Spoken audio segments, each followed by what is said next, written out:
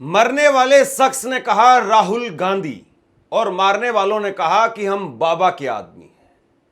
और आज राहुल गांधी उस शख्स के घर पर पहुंच गए। उत्तर प्रदेश में हरिओम वाल्मीकि के घर पर राहुल गांधी ना पहुंचे, इसके लिए बहुत सारे प्रयास किए गए। पहले प्रयास किए गए कि किसी तरीके से हरिओम वाल्मीकि के परिवार को वहां से कहीं और शिफ्ट कर दिया जाए, लेकिन कांग्रेस ने जब इस मामले में चौकसी बरती तो परिवार को वहां से निकाल नहीं पाए।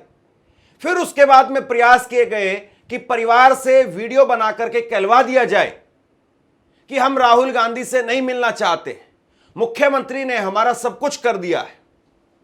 लेकिन उसके बावजूद राहुल गांधी वो गए, और जब राहुल गांधी गए तो जरा ये कुछ तस्वीरें देखिए। आप ये कुछ तस्वीरें देखिए, इन तस्वीरों के माध्यम से समझिए कि क्या यह परिवार राहुल गांधी से मिलना चाहता था, क्या यह परिवार राहुल गांधी से नहीं मिलना चाहता था, और यह परिवार राहुल गांधी से मिल करके अब क्यों कह रहा है कि राहुल गांधी हमारे मसीहा है।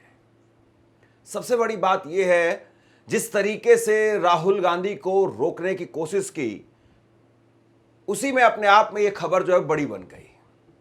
अगर राहुल गांधी को रोकने की कोशिश ना की जाती तो शायद ये खबर उतनी बड़ी नहीं बन पाती, लेकिन राहुल गांधी को जिस तरीके से रोकने की कोशिश की गई, और उसके बाद में अब राहुल गांधी की मुलाकात के बाद में भाजपा के तमाम नेता एक के बाद एक ट्वीट कर रहे हैं, उसके बाद में खबर जो है वो अपने आप में बड़ी हो गई है। और बीजेपी हर बार यही गलती करती है, हर बार बीजेपी यहीं पर आकर के गलती करती है कि राहुल गांधी को अगर आप चुपचाप किसी से मिलने दें तो शायद वो खबर उतनी बड़ी ना बने, लेकिन आप हर बार जो है वो रोकते हैं, टोकते हैं, पुलिस लगाते हैं, और उसके बाद में कूद फान करके जैसे तैसे करके राहुल गांधी वहां पर पहुंच जाते हैं तो खबर जो है वो अपने आप में बड़ी बन जाती है। और बीजेपी सबक नहीं ले रही है। आज भी पहले ये वीडियो आई परिवार की तरफ से, और आप सोचिए कि ये वीडियो किसने बनवाई होगी और ये वीडियो कैसे आई होगी। जरा एक बार देखिए, परिवार कह रहा है कि हम राहुल गांधी से नहीं मिलना चाहते हैं, हमारा बाबा ने सब कुछ कर दिया है। किसके इशारे पर यह वीडियो आई होगी? मेरा नाम शिवम वाल्मीकि है। मैं हरिओम वाल्मीकि का छोटा भाई हूं, जिसकी हत्या रायबरेली में हुई है। मेरे यहां सरकार के 2 कैबिनेट मंत्री आए हैं, आर्थिक और घर में नौकरी दी है। मैं सरकार से संतुष्ट हूं। मेरे भाई की हत्यारों को जेल भेजा गया है। मैं सरकार से संतुष्ट हूं। मेरे यहां राहुल गांधी अन्य पार्टी के नेता राजनीति करने न आए। मैं सरकार से संतुष्ट हूं। जैसे ही ये वीडियो सामने आई, इसके बाद में तमाम अखबारों में, चैनलों पर खबरें चलने लगी कि राहुल गांधी से परिवार नहीं मिलना चाहता है। यहां तक कि अमित मालविया ने कह दिया कि राहुल गांधी से मिलने से हरिओम वाल्मीकि के परिवार ने किया इनकार, कहा राजनीति करने ना आए। राहुल गांधी का हर रोज का रूटीन है, उठो, मुंह धो, बेइज्जती करवाओ और उसके बाद में फिर सो जाओ, अगले दिन फिर वही कहानी। अमित मालविया जी, सरकार आपकी है, सिस्टम आपका है, मुख्यमंत्री आपका है, प्रधानमंत्री आपके हैं, तो बताइए कि ऐसी घटनाएं हो ही क्यों रही है? राहुल गांधी जो कर रहे हैं वो घटना के बाद के काम है। पहले घटना हुई है, पहले घटना हुई, और ये घटना पर आपसे सवाल है कि घटना हो क्यों रही है? किसी दलित को ऐसे मारा क्यों जा रहा है? किसी दलित के साथ में इतना भेदभाव, इतना अत्याचार हो क्यों रहा है? पहला सवाल तो आप पर होना। लेकिन आप कह रहे हैं राहुल गांधी उठ करके, नहा धो करके, मुंह धो करके फिर पहुंच जाते हैं, फिर आकर के फिर सो जाते हैं। ये राहुल गांधी कर रहे हैं या आप जो है वो सोए हुए हैं? सरकार सोई हुई है, सिस्टम सोया हुआ है, और इसीलिए दिन दहाड़े कभी आधी रात को पता चलता है कि फलां जगह पर दलित पर यह अत्याचार हो गया, फलां जगह पर दलित पर यह अत्याचार हो गया। अब इसके बाद में जब राहुल गांधी मिले उस परिवार से राहुल गांधी मिले, उसके बाद में परिवार ने कहा कि राहुल गांधी यहां आए, हमें अच्छा लगा, हमें खुशी हुई, और वो तो हमारे लिए मसीहा है, ये परिवार ने कहा है। लेकिन उससे पहले जरा देखिए, एक बार जरा ये तस्वीर देखिए आप। ये वो घर है हरिओम वाल्मीकि का, और इस घर पर ताला लटका हुआ आपको दिखाई दे रहा होगा, और इस घर के बाहर जो है वो पोस्टर चिपका दिए गए जिन पर लिखा है गिद्ध बनकर मंडराते हो, नफरत फैलाने आते हो। अब ये पोस्टर किसने लिखा होगा? अब ये पोस्टर किसने चिपकाया होगा, इस पोस्टर पर किसने लिखा होगा, मुझे लगता है कि किसी को बताने कहने की जरूरत नहीं है। राहुल गांधी गिद्ध बनकर के आते हैं, नफरत फैलाते हैं। राजनीतिक तौर पर राहुल गांधी इसको लेकर के नंबर स्कोर करेंगे, बयान देंगे, हो सकता है कि संसद में ये मामला उठाएं, लेकिन सवाल यह है कि आप ये घटनाएं होने क्यों दे रहे हैं, घटनाएं हो क्यों रही है। और अगर कहीं पर एक घटना होती तो समझ में आता है कि सरकार सब कुछ तो नहीं रोक सकती है, लेकिन चलिए कुछ तो रोका जा सकता है। वहां पर पूरा एक समूह खड़ा होकर के, एक भीड़ खड़ी होकर के हरिओम वाल्मीकि को मार रही थी। ये इतनी नफरत और कानून व्यवस्था को लेकर के इतना लचरपन ये कहां से आ रहा है? कौन है जो खुलेआम जो है वो लोगों के अंदर ये जहर भर रहा है? कौन है जिसकी वजह से इतनी हिमाकत हो रही है कि एक भीड़ इकट्ठा होकर के एक दलित को इस तरीके से मार देती है? इस पर तो सवाल कम से कम होने चाहिए, इस पर तो कम से कम बात होनी चाहिए।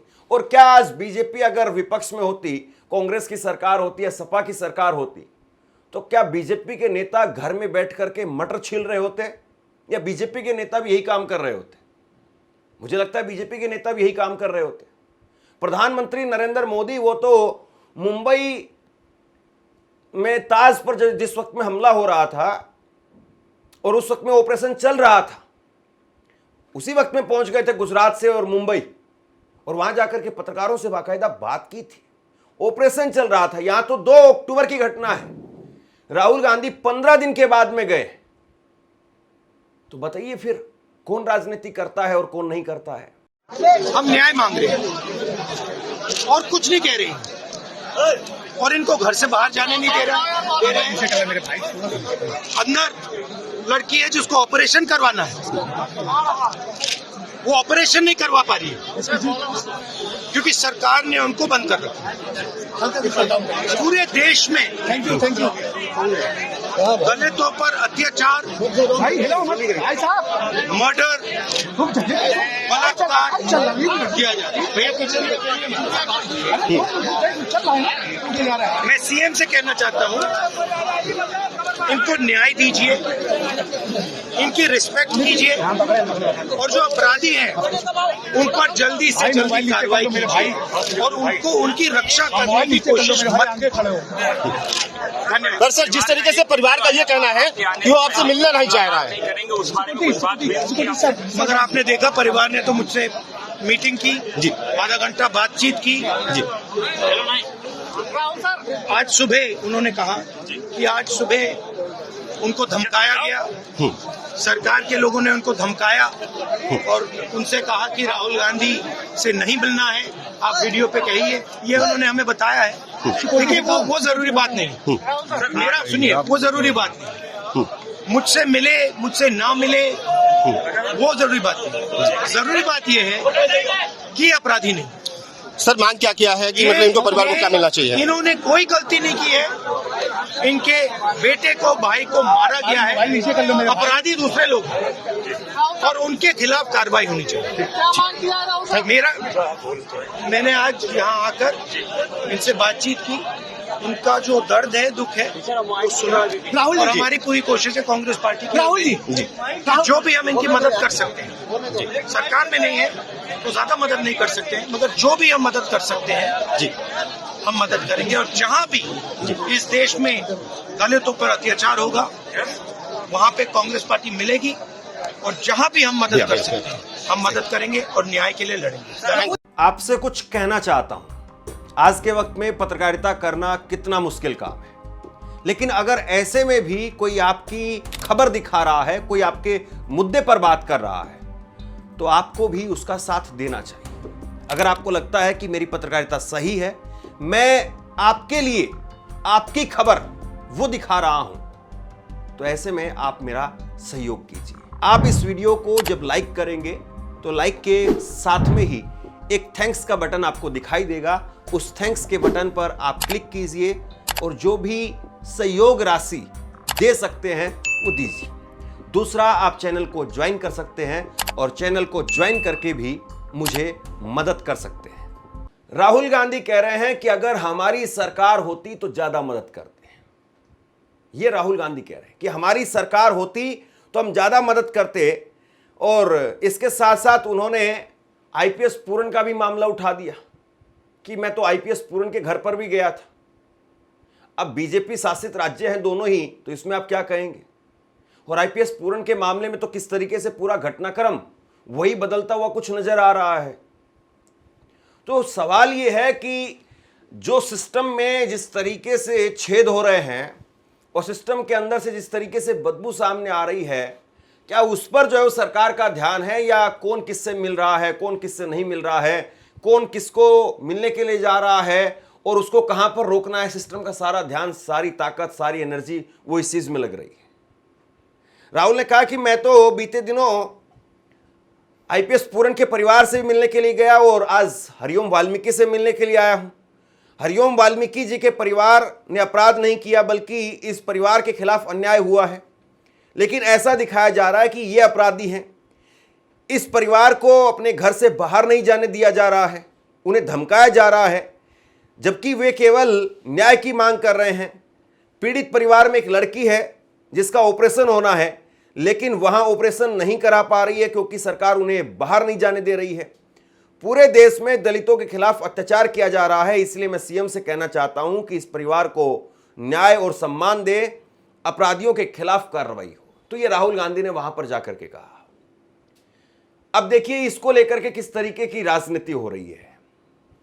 खुद डिप्टी सीएम केशव प्रसाद मौर्य, उनकी तरफ से ट्वीट किया गया, केशव प्रसाद मौर्य की तरफ से।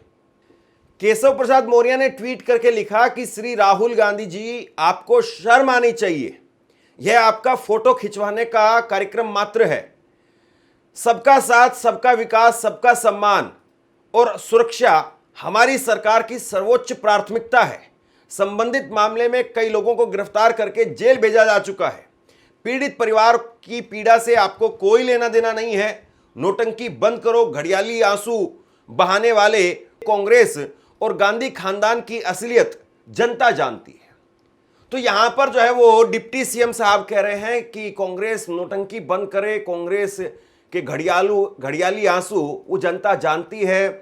फिर डिप्टी सीएम साहब कह रहे हैं कि इस मामले में हमने पहले ही जो है कई लोगों को जेल भेज दिया है, इसलिए अब जो है वो आप इस पर राजनीति ना करें। ये जो है वो सरकार की तरफ से, केशव प्रसाद मौर्य की तरफ से कहा गया है। आपको याद है प्रधानमंत्री नरेंद्र मोदी ने क्या कहा था? प्रधानमंत्री नरेंद्र मोदी ने कहा कि हम हर साल अब 14 तारीख को, 14 अगस्त को विभिस्का दिवस मनाएंगे। विभिस्का दिवस मतलब समझते हैं आप कि भारत और पाकिस्तान का बंटवारा हुआ और उस दर्द को बार बार याद करेंगे, उन लोगों के दर्द को याद करेंगे, उस वक्त में लोगों को कैसे दर्द दिया गया था उसको याद करेंगे। आजादी मिली हमें 15 अगस्त को, लेकिन 14 तारीख को विभिस्का दिवस मनाया जाएगा। यह प्रधानमंत्री ने कहा। मतलब जो चीज, जो घटना 1947 में हुई, उसको अब जाकर के नरेंद्र मोदी साहब कहते हैं कि हम उसको याद करेंगे, उस पर दिवस मनाएंगे। और अब ये कह रहे हैं कि 15 दिन पहले घटना हुई, हमारे राज में हुई, आजाद भारत में हुई, सरकार के होते हुए हुई, डबल इंजन की सरकार के होते हुए हुई, तो उस घटना पर बात नहीं होनी चाहिए। उस घटना पर विपक्ष के नेता क्यों पहुंच रहे हैं? अब आपको यहां पर कुछ समझ में आ रहा है कौन सही है, कौन गलत है, क्या हुआ है और क्या नहीं हुआ है? राहुल गांधी वहां जा रहे हैं। विपक्ष के नेता अगर कोई जाता है, जाना भी चाहिए। कम से कम सरकार को भी लगे कि हां, अगर कहीं पर कुछ होगा तो विपक्ष के लिए भी एक मौका है, तो सरकार वहां पर और एक्स्ट्रा ध्यान देगी। सरकार कोशिश करेगी कि कहीं पर कोई और ऐसी घटना ना हो। पुलिस को भी लगेगा कि अगर हमारे इलाके में ऐसी कोई घटना होगी तो कोई बड़ा नेता, विपक्ष का नेता आएगा यहां पर और पता नहीं और कितने मामले जो है वो खुल जाएंगे, या और कितने मामलों को लेकर के माहौल जो है वो खराब हो जाएगा। तो पुलिस भी एक्स्ट्रा एहतियात बरतेगी। यानी कहीं पर भी अगर कोई भी सरकार का नुमाइंदा या विपक्ष का नुमाइंदा अगर कहीं पर जाता है, तो जाहिर सी बात है तार टाइट होते हैं। जो सिस्टम के, सरकार के या समाज के जो तार ढीले पड़ जाते हैं, वो तार टाइट होते हैं। चूड़ी वहां पर टाइट होती है, और ऐसी चूड़ी टाइट करने के लिए नेताओं को जाना ही चाहिए। विपक्ष के नेता जाएं, सरकार के नेता जाएं, सब जाएं, समाज के नेता लोग जाएं, और जाकर के कहें, उस परिवार के साथ में खड़े हों और कहें कि हाँ हम साथ में हैं, ऐसी कोई घटना नहीं होने देंगे, ये आखिरी घटना है, इसके बाद में ऐसी कोई घटना नहीं होगी। आश्वासन दे, उस परिवार को भी आश्वासन दे, आसपास के लोगों को भी आश्वासन दे, पूरे समाज को आश्वासन दे, विश्वास में ले। चूड़ी ऐसे टाइट करते हैं, चूड़ी ये टाइट करने की जरूरत है कि कोई घटना फिर से दोबारा ना हो, ऐसी कोई घटना। और कहीं पर अगर कांग्रेस शासित राज्यों में या टीएमसी के राज में या आप तमिलनाडु के अंदर कहीं पर भी, हिमाचल में जहां पर भी आपको लगता है, तो वहां बीजेपी करे ये वाली राजनीति। ये राजनीति तो अच्छी है ना। और 15 दिन के बाद में राहुल गांधी गए, तो ऐसा भी नहीं है कि यहां पर माहौल इस वक्त में बहुत टेंस है, लॉ एंड ऑर्डर का मुद्दा है। 15 दिन के बाद में तो चीजें सामान्य हो जाती है। और राहुल गांधी ऐसा नहीं कि वो सिलेक्टेड तौर पर रायबरेली ही जा रहे हैं, तो रायबरेली जो उनका संसदीय क्षेत्र है, इसलिए वोट बनाने के लिए, हार के डर से, जीत के लाभ से इसलिए जा रहे हैं। वो आईपीएस पूरन के मामले में गए और ये चिट्ठी बताती है, ये प्रेस रिलीज बताती कांग्रेस की कि वो आज जुबिन गर्ग के मामले में भी जा रहे हैं असम में। असम में भी आज राहुल गांधी के 2 कार्यक्रम हैं, वहां पर प्रोग्राम करेंगे, वहां पर लोगों से मिलेंगे। तो बताइए फिर वहां पर भी राजनीति है, वहां पर भी घड़ियाली आंसू बहाने हैं। कमाल है। राहुल गांधी ने ट्वीट करके लिखा कि हरिओम वाल्मीकि की नृशंस हत्या ने पूरे देश की अंतरात्मा को झकझोर दिया। उनके परिवार की आंखों में दर्द के साथ में एक सवाल भी था, क्या इस देश में दलित होना अब भी जानलेवा गुनाह है? उत्तर प्रदेश में प्रशासन पीड़ित परिवार को डराने में जुटा है। उन्होंने परिवार को मुझसे मिलने से रोकने की कोशिश भी की। यह व्यवस्था की बड़ी विफलता है, जो हर बार गुनहगारों की ढाल बन करके पीड़ितों को ही कटघरे में खड़ी करती है। न्याय को नजरबंद नहीं किया जा सकता। भाजपा सरकार को चाहिए कि पीड़ित परिवार पर दबाव खत्म करे और दोषियों को सख्त से सख्त सजा दिलवाए। मैं हरिओम वाल्मीकि के परिवार और देश के हर शोषित, वंचित, कमजोर नागरिकों के साथ में मजबूती से खड़ा हूं। यह लड़ाई सिर्फ हरिओम के लिए नहीं है, हर उस आवाज के लिए है जो अन्याय के सामने झुकने से इनकार करती है। तो प्रधानमंत्री नरेंद्र मोदी, मुख्यमंत्री योगी आदित्यनाथ, चूंकि वो दोनों एक ही प्रदेश से चुन करके आते हैं, नरेंद्र मोदी भी कहते हैं कि मैं तो, माँ गंगा ने मुझे यहाँ बुला लिया है, अब तो यूपी के बेटे बन करके वो ज़्यादा खुश होते हैं। तो यूपी में आखिरकार ऐसी घटनाएं क्यों हो रही हैं, ये सबसे बड़ा सवाल है। आप क्या सोचते हैं, नीचे कमेंट बॉक्स में लिख करके जरूर बताइए। इस खबर को शेयर कीजिए। धन्यवाद।